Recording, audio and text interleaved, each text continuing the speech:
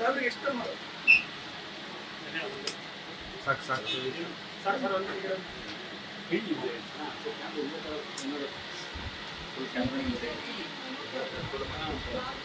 Sir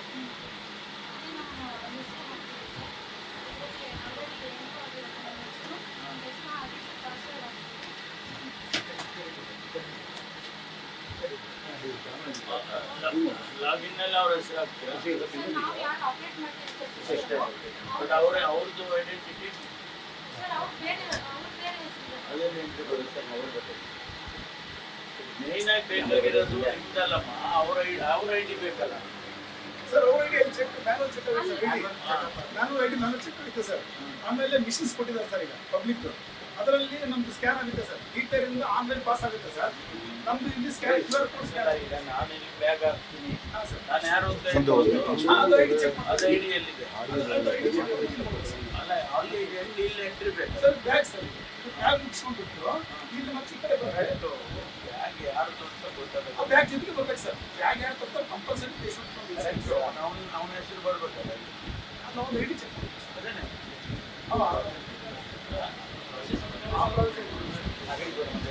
ಏನಾಗುತ್ತೆ ಇಲ್ಲಿ ನೀವು ನಾವು ಬ್ಯಾಗ್ ಹಾಕ್ತೀವಿ ಯಾರು ಬ್ಯಾಗ್ ಹಾಕ್ತಿದ್ರು ಅಂತ ನನಗೆ ಹೇಳ್ಬಿಟ್ಟು ಯಾರು ಬ್ಯಾಗ್ ಆದ್ರೂ ಅವ್ನು ಹೇಳ್ಬಿಡ್ತಾರೆ ಇಲ್ಲ ಸರ್. ನಾಳೆ ನನಗೆ ಈಗ ಆ ಬ್ಯಾಗಲ್ಲಿ ನನಗೆ ಏನೋ ಆಯಿತು ಆಯ್ತು ಅವಾಗ ಅಲ್ಲಿ ನಾನು ಏನೋ ಒಂದು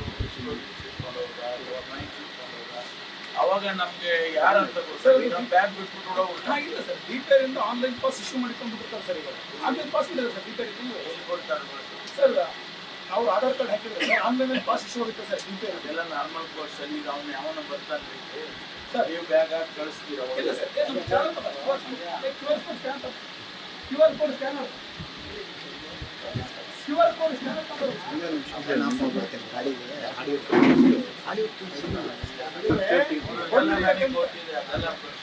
ಐಡೆಂಟಿಟಿ ಯಾರ್ದು ಸರ್. ಸರ್ QR ಕೋಡ್ ಕೊಡ್ತಾರೆ. ಐಡೆಂಟಿಟಿ ಇಲ್ದೇನೆ ನಾವು ಬ್ಯಾಗ್ ಹಾಕಬೇಕು ಹಾಕೊಂಡ ಅವನು ಯಾರ್ದಂತ ಗೊತ್ತಿರಲ್ಲ. ಐಡಿ ಎಂಟ್ರಿ ಕೊಟ್ಟಿಲ್ವಾ? ನಿಮ್ ಪಾಸ್ವರ್ಡ್ ಇದೆ. ಪರ್ಸನ್ ಬ್ಯಾಗ್ ಹಾಕೊಂಡು ಐಡಿ ಎಂಟ್ರಿ ಇಲ್ವಾ? ಅದ್ರಲ್ಲಿ ಕೊಟ್ಟಿಲ್ಲ.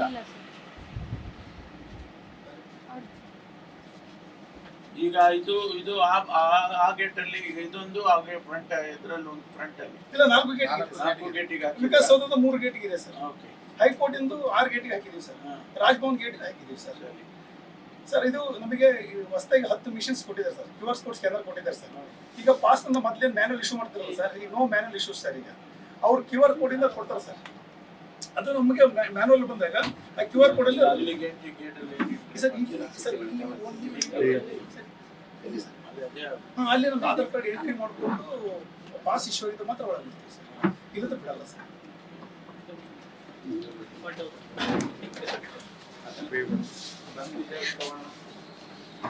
ನಾನು ಫೋನ್ ನೋಡ್ಕೊಂಡು ನಿಂತಿದ್ದೆ.